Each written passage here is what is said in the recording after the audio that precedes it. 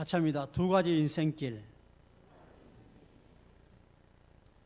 비엔나 의과대학의 유명한 외과 교수님께서 신입 의과대학 학생들을 첫 수업을 맞이해서 학생들을 앉혀놓고 두 가지 얘기를 했습니다. 여러분, 의사가 되기 위해서 학교에 입학했는데 의사가 되면은 환자의 고름이나 썩은 분비물, 냄새나는 것, 그런 것을 외면해서는 안 됩니다. 그리고 한 가지는 예민한 관찰력을 가져야 합니다. 두 가지를 학생들에게 얘기를 했습니다. 그리고 미리 준비한 큰 통에다가 고름이나 썩은 그 환부에 관계된 것을 담아왔습니다. 그리고 의사가 손을 푹 집어넣고 그리고 입에 넣고 빨았습니다.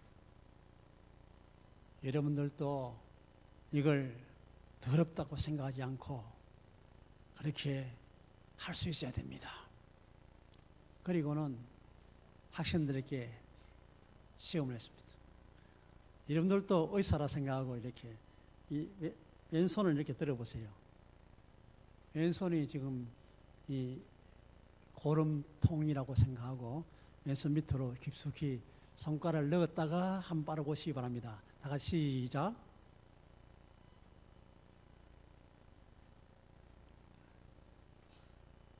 잘 빨았어요? 냄새 안 납니까? 의사가 그 학생들 보더니 첫 번째 잘 통과했어요. 학생들이 고름 묻은 것을 탁 빨았어요. 그리고 하는 말이 두 번째는 실패했어요. 여러분들 제가 하는 손모양 보셨어요? 보셨어요? 그냥 했죠. 이게 담그라 해서 이렇게 담궜어요. 빨대 뭐가 달라요? 제가 이렇게 담그고 이렇게 빨았어요. 혹시 여러분도 그렇게 했습니까? 안 하신 분들도 들어있을 텐데. 의사가 분명히 보일 때는 이렇게 담갔는데 빨대는 이렇게 빨았어요. 그건 뭘 말하냐? 학생들은 모두 그냥 담근 거 그대로 빨았어요. 그거는 잘했어요, 1번은. 근데 예리한 뭐가 있어야 된다고요? 관찰력이 있어. 의사는 더러운 것도 잘 만지고 해야 되는 그런 걸 해야 되지만은 관찰력이 있었는데 분명히 의사, 교수는 이렇게 담갔다가 요 손가락을 빨았는데 학생들은 모르고 담갔던 손가락을 더럽지만은 빨았어요. 그러니까 예리한 판단력을 가지고 하지 아니하면 안 된다. 중요하지 않습니까? 더러운 것을 마다 않고 그렇게 고름도 짜기도 하고 하는 것은 좋은데 예리한 판단력을 가지고 이 칼을 가지고 째기도 하고 깊기도 하는데 정확하지 아니하면 안 된다는 거예요. 의사도 그렇게 해야만이 훌륭한 의사로서 병을 치료할 수가 있는 것입니다. 마찬가지로 오늘 제목에 두 가지 뭐라고요? 인생 길. 이 길이냐 이 길이냐 다를 수가 있어요. 많은 사람들은 큰 길로 갈지 모르지만 예수님께서는 무슨 길로 가라 했습니까? 좁은 길로 가라. 큰 길을 가는 사람은 많겠지만은 좁은 길을 가라고 명령하셨습니다.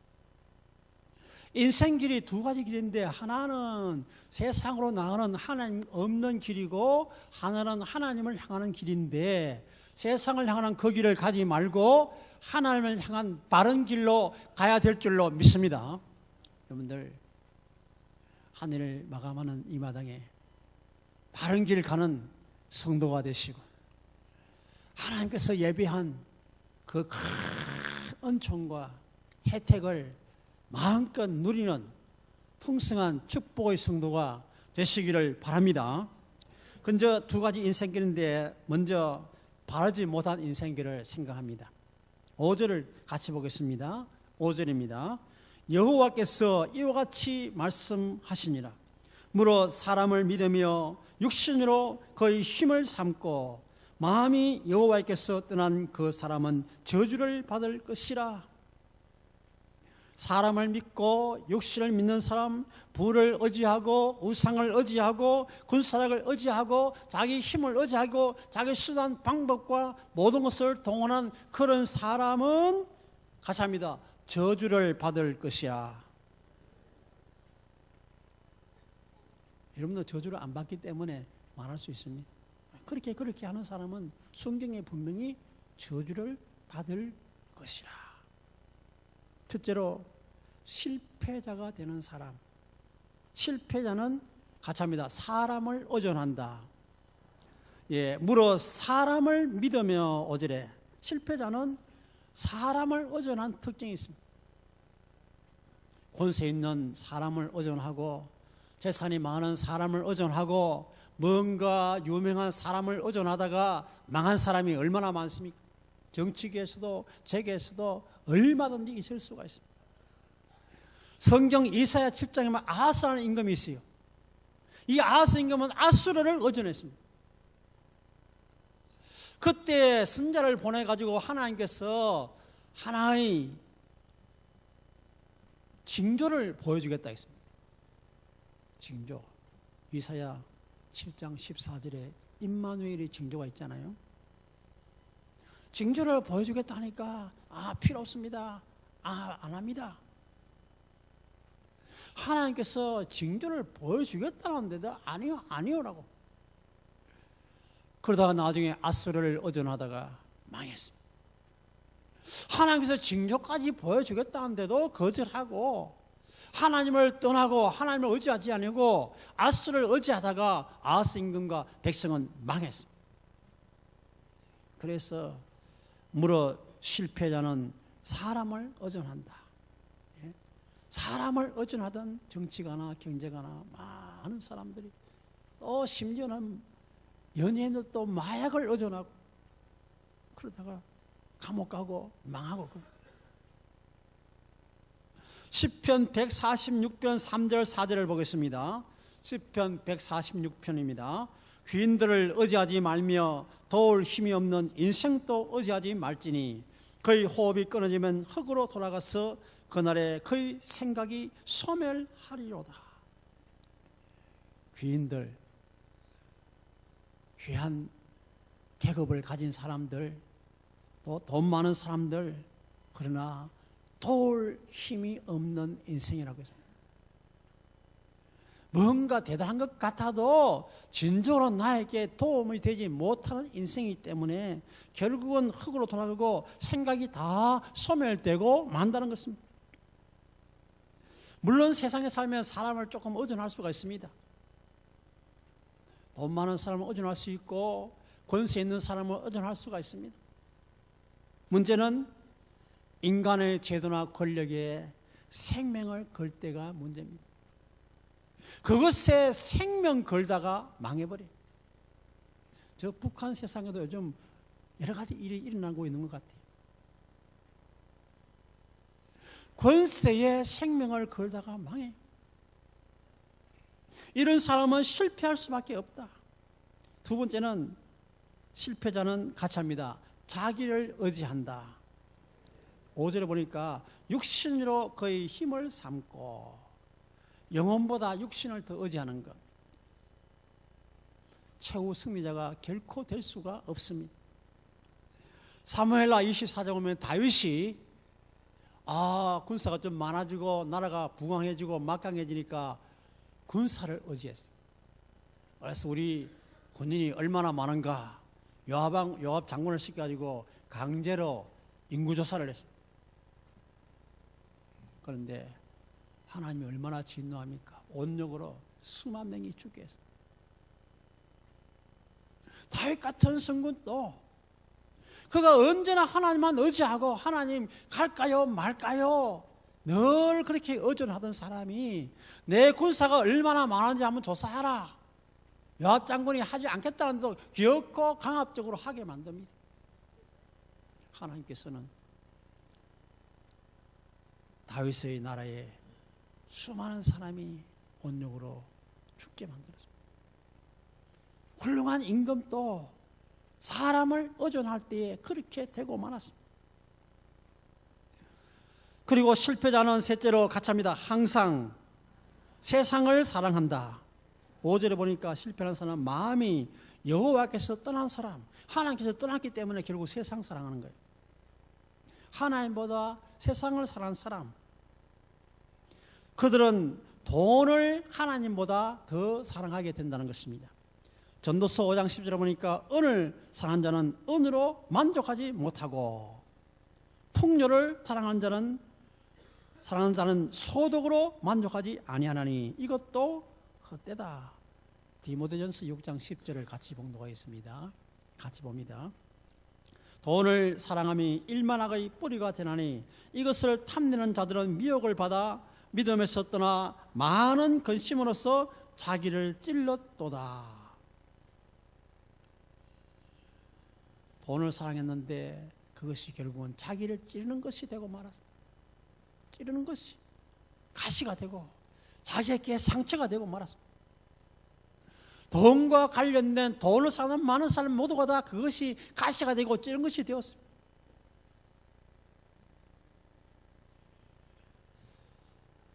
미국이나 한국이나 온 세계 다 마찬가지인데 복권 가지고 벼락부자가 된 사람의 70%가 망하거나 이혼하거나 형편없는 사람으로 70%가. 그러니까 복권 당첨 안 됐으면 괜찮을 걸 당첨된 것 때문에 우리는 굉장할 것으로 생각하는데 70%가 50%가 넘잖아요. 70%가 망하고 죽고 이혼하고 그렇게. 돈을 사랑해서 복권에 당첨되었는데 그렇게 망하고 말았어요. 그런 역사적인 사건도 우리에게 다 성경 말씀이 진리임을 가르쳐주고 있습니다. 그래서 자기를 많은 근심으로 자기를 찌르는 결과가 되고 말았습니다. 가짜입니다. 쾌락을 하나님보다 더 사랑한다. 쾌락을 하나님보다 더 사랑한다. 뭐 연예인들이나 또 유명인들도 보니까 뭐 이상한 것을 먹거나 마시거나 마약을 취하고 우리가 볼 때 굉장한 연예인 같은데 그런 것 하다가 불려다니고 그렇지 않습니까? 쾌락을 하나님보다 사랑. 세상과 세상 영광에 항상 소망을 둔다는 거예요. 경건의 모양은 있으나 경건의 능력은 부인하는 사람. 이런 사람은 가짜입니다. 사막의 떨기나무 같다. 사막의 떨기나무 같다 했는데 떨기나무라는 그 히브리 원문을 보면은 요 원문의 성경에 두 번 사용된 한 곳은 시편 102편 17절이고 오늘 본문에 있습니다. 그런데 그 말의 뜻은 뭐냐 하면은 가짜입니다. 가난하다, 결핍하다. 떨기나무를 의미하는 그것은 가난하고 결핍된 것을 말하고 있습니다. 사막의 떨기나무가 제대로 자라겠습니까? 사막인데 늘 사막에 가보셨습니까? 사막에는 잎이 넓고 이런 그런 나무들이 자라지 않아요. 잎도 좁고 아주 독한 그런 나무들만 자라는데 사막의 떨기나무 그것은 가난하고 또 결핍되고 없는 것을 말합니다. 사막의 떨기나무처럼 그렇게 가난하고 없고 결핍된 자가 되고 만다는 것입니다. 예레미야 48장 6절에 보니 오늘 본문 6절부터 먼저 보겠습니다. 6절 같이 보겠습니다. 6절입니다. 그는 사망의 떨기나무 같아서 좋은 일이 오는 것을 보지 못하고 광야 간조한 곳 건건한 땅 사람이 살지 않는 땅에 살리라. 좋은 길이 오는 것을 보지 못한다. 좋은 일이 오는 것을 보지 못한다. 하나님을 멀리 떠나서 세상 것 사랑하고 세상 길로 나아가는 사람은 좋은 길이 오는 것을 보지 못한다. 자녀에 대해서나 직장에 대해서나 사업에 대해서나 건강에 대해서나 결혼 문제나 모든 좋은 일이 오는 것을 다 보지 못하는 사람이 되고 말해. 그리고 광야 간조한 곳 건건한 땅 사람이 살지 않는 땅에 살리라. 광야만 생각해도 그런데 그게 또 간조한 땅, 건건한 땅, 사람이 살지 않는 땅에 사는 모습을 생각해 보시기 바랍니다. 감옥에도 여러 사람보다 혼자 독방을 쓰게 하는 사람, 더 흉악한 사람을 그렇게 혼자 있는 거 얼마나 힘들어요. 말할 사람도 없고 싸울 사람도 없고 사랑할 사람도 없는 혼자 있는 거. 광야 간조하고 건건하고 그리고 사람이 살지 않는 땅에 거하는 그 사는 모습을 생각. 바른 길로 가지 못하고 세상 길로 간 사람은 이런 삶을 사는 이런 인생이 되고 만다는 것입니다. 그러나 바른 길로 가는 사람의 인생이 어떻습니까? 7절 말씀을 같이 보겠습니다. 7절입니다. 그러나 무릇 여호와를 의지하며 여호와를 의뢰하는 그 사람은 복을 받을 것이라. 복을 받는데 그 복 받는 첫 번째가 무엇인가 하면 물가에 심어진 나무가 그 뿌리를 같이 합니다. 강변에 뻗친 것 같다. 시편 1편 3절은 시냇가에 심은 나무와 같다 그랬어요. 우리 한국 사람은 별로 감각이 없어요. 이것에 대해서. 왜? 대한민국은 산꼭대기에도 나무가 자랄 수 있어요. 나무를 시냇가에 심는 사람이 없어요. 시냇가에 심으러 가본 사람이 있습니까? 심을 필요가 없어요.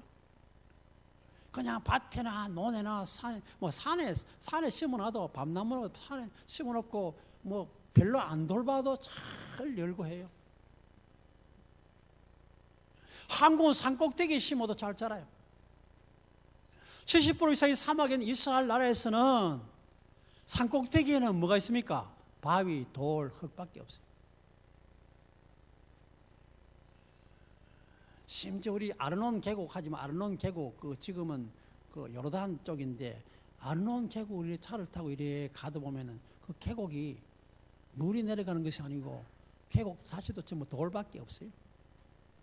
1년에 한 번씩 갑자기 막 물이 내려갈 때는 확 내려가 버리고 맨날 돌밖에 없어요.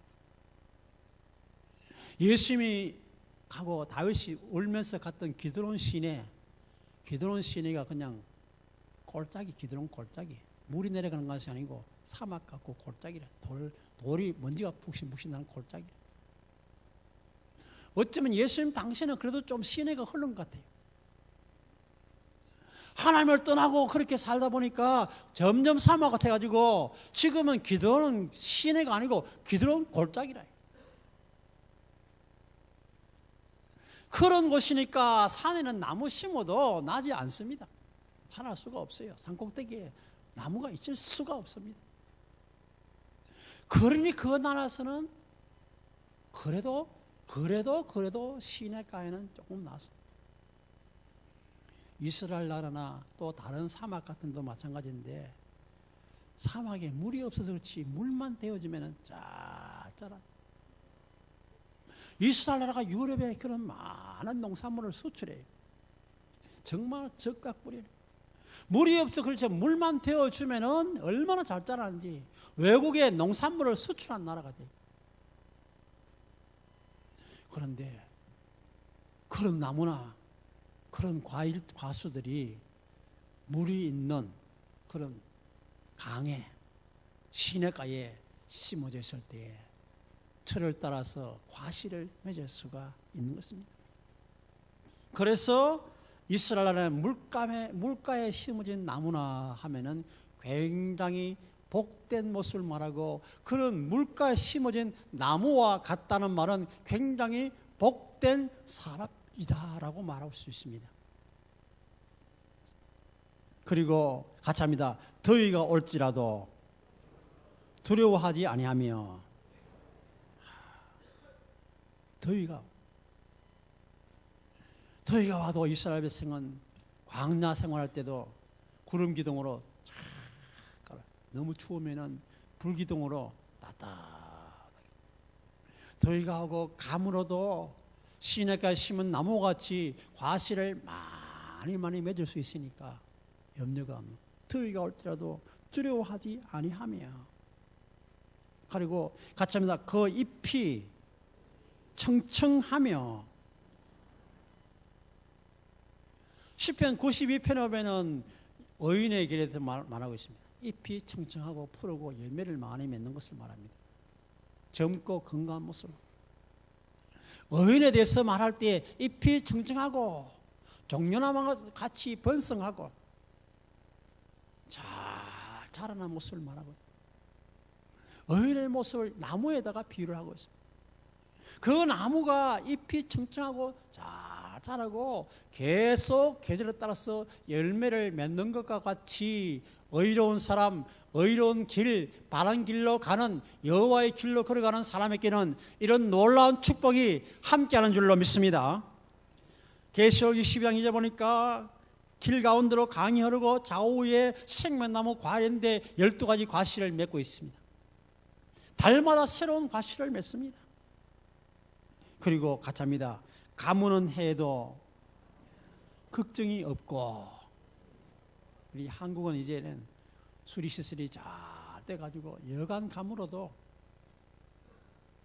옛날에 한꺼번에 뭐 봄에 좀 가물 진짜 모내기 할 때 가물어 버리면은 아예 모내기를 못했어요. 지금은 다 수리시설 잘 돼가지고 여간 가물어도 모내기도 다 할 수 있고 물을 퍼서 할 수 있고 다. 북한은 지금 또 그게 안 돼요. 잘 안 돼요. 그래서 가물었다 하면은 흉년이 들어요. 가물은 해도 걱정이 없고. 그래서 한국은 이제 이게는 해당이 안 되는데 이걸 현대말로 오늘날 바꾸면은 같이 합니다.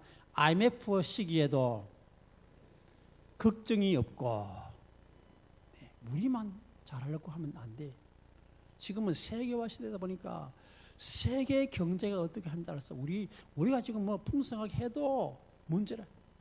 세계 경제에 휘말리지 않을 수 없습니다. 그러나 세계 경제 위기가 오고 어려움이 와도 IMF와 같은 그런 놀라운 위험스러운 일들이 발생해도 같이 합니다. 걱정이 없겠고. 여러분이 그렇게 되시기를 바랍니다. 우리 한국이 원래도 얼마나 위기 가운데 시작했습니다. 위기 가운데. 경제적도 얼마나 위기 가운데. 그런데도 원래 세계적으로 유례없는 성장과 발전을 하고 있습니다. 물론 모두에게는 아닙니다. 한국 전체는 그러하지만은 어려운 사람들 많이 있습니다. 그러나 한국 전체를 볼 때는 그래도 큰 발전과 성장이 있습니다. 구조조정해라. 회생 불가능한 그런 기업을 정리하고 우량 기업을 지원해줘라. 이런 때를 맞아서 그래도 걱정이 없겠고의 삶이 되기를 바랍니다. 그리고 마지막으로 같이 합니다. 결실이 그치지 아니함 같으리라. 강에 뿌리를 뻗치고 계속 열매를 맺으니까 결실이 그치지 아니한 것처럼 아무리 가뭄이 오고 아무리 IMF와 같은 그런 어려움이 와도 결실이 그치지 아니하는 놀라운 은혜와 축복을 여호와를 의지하고 의뢰하는 사람에게 주시는 줄로 믿습니다. 꽃을 든 남자로 유명한 화장품 회사가 있는데 그 회사의 강석창 사장은 독실한 기독교인입니다. 1992년도에 회사를 설립할 때 세운 경영 철학이 있는데 잠언 16장 8절입니다. 제가 읽어드리겠습니다. 적은 소득이 공의를 겸하면 많은 소득이 불의를 겸한 것보다 나으니라. 이런 하나님의 말씀한 비결 가운데서 두 사람이 시작했어요. 그건 수백 수천 명이 그 회사에 속해 있고 지금은 1,000억 이상 되는 매출을 올리는 대단한 회사로 성장했습니다. 그분은 매주마다 월요일 아침마다 직원들과 함께 예배를 드립니다. 그리고 매출의 2%, 그것만 해도 수십억이 되는데 1%는 국제기아대책기구와 실로암 안과병원에 보내고 1%는 월드비전을 통해서 북한 평남 국수공장에 지원합니다. 그래서 어린이 2만 1천 명, 환자 1,600명이 매일 하루에 한 끼씩 이 회사를 통해서 지원받아서 먹습니다. 얼마나 대단합니까? 그러면서 그는 앞으로는 2%에서 5%로 확대하겠다고 합니다. 아무리 IMF가 와도 하나님께서는 이 귀한 사명을 감당하도록 하기 위해서 5%를 하고도 결코 부족함이 없도록 하나님은 힘을 실어 주실 줄로 믿습니다. 예? 적은 소득이 공인을 겸하면은 많은 소득이 불의를 경험보다 낫다는 이 말씀을 표로 삼고 그렇게 예배하며 그렇게 지원하기를 원하는 그런 마음을 가지고 시작한 회사를 하나님께서 망하게 버려두시겠습니까? 성경에 많은 훌륭한 인물들, 이 강 회장, 사장님 비롯해서 바른 길로 걸어가는 많은 사람에게는 하나님께서는 넘치는 은혜와 풍성한 복을 주실 것입니다. 반대로 하나님을 의뢰하지 않고 세상을 선하고 돈을 선하고 번세를 선하고 세상 그 유혹을 따라가는 자에게는 하나님께서 사막에 그런 나무들처럼 떨기나무처럼 되고 말 것입니다. 이 말씀을 꼭 기억하시고 의롭고 바른 길을 걸어가는 성도가 되어지고 넘치는 은혜를 누리는 성도가 다 되시기를 주의 이름으로 축원합니다.